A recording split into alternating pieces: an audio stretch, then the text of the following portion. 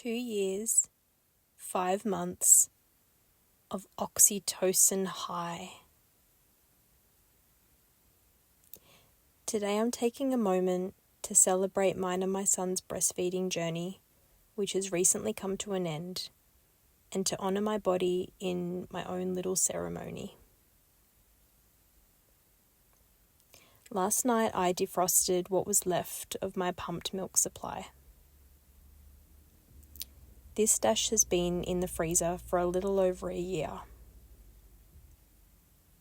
We didn't end up using it all that time ago, as Laith had started to try cow's milk the times he wasn't with me. I wish it would have been stored properly and been able to be donated. This is something I'm keen to be a part of if I'm fortunate enough to breastfeed any future children.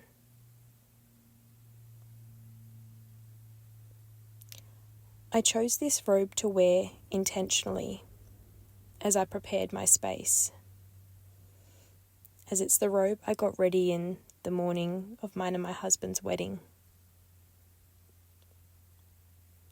Faraz and I always knew our plan was to start a family once we were married. And like for many of us, our priorities and our intentions and our bodies energetically move in the direction of motherhood.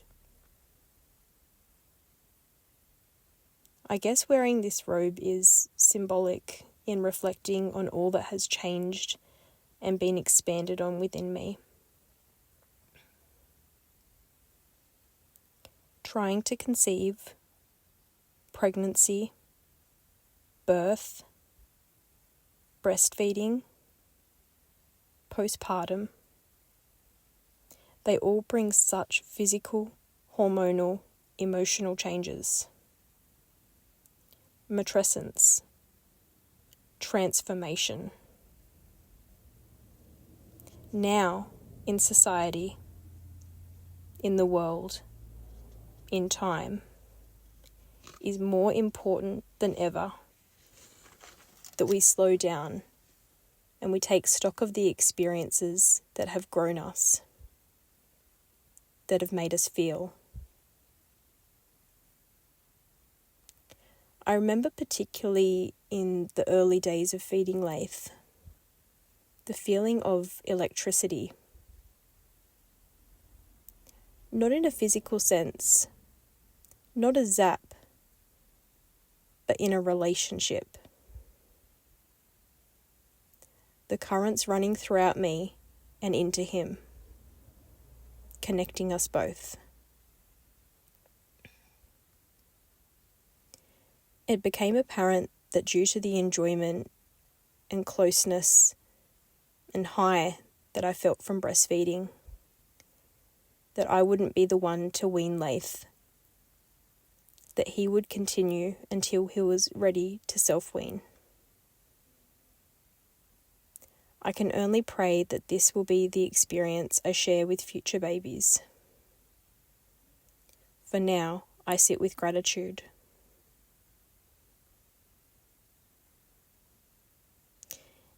It's interesting. I had no hesitation nursing in public around people when Laith was younger.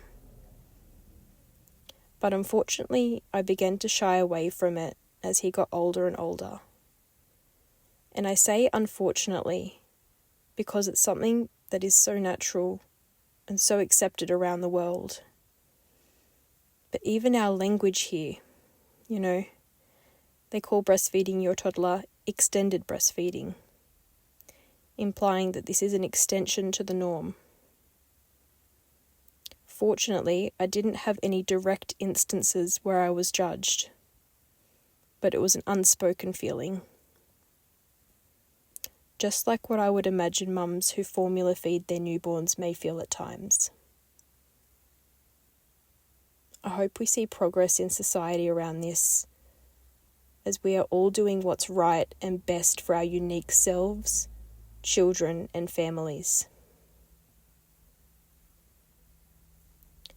The reductions in feeds, led by Laith, happened ever so gradually. I think this really helped in reducing my supply little bit by little bit over time, and I was fortunate not to experience a build-up or discomfort by the time he did finish.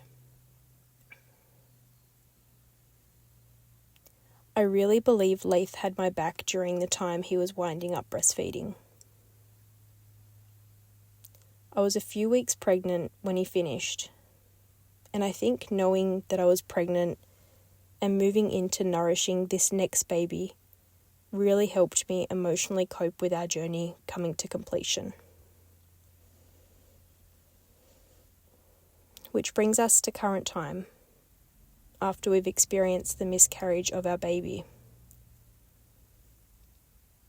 It's a really odd in-between time that I didn't think I'd have, one that I didn't want.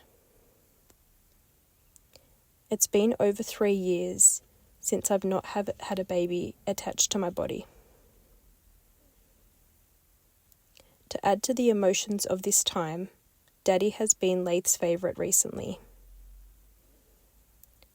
I don't know if this was as a result of finishing breastfeeding, the pregnancy, or just normal toddler preferences at certain points.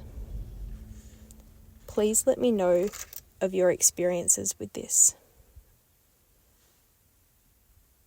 What better time for me to show myself love and to be with myself and to soak in this milk bath like I'm soaking in all the precious memories of our breastfeeding journey. My son, from the very first latch to the very last, thank you for the most beautiful experience of my life.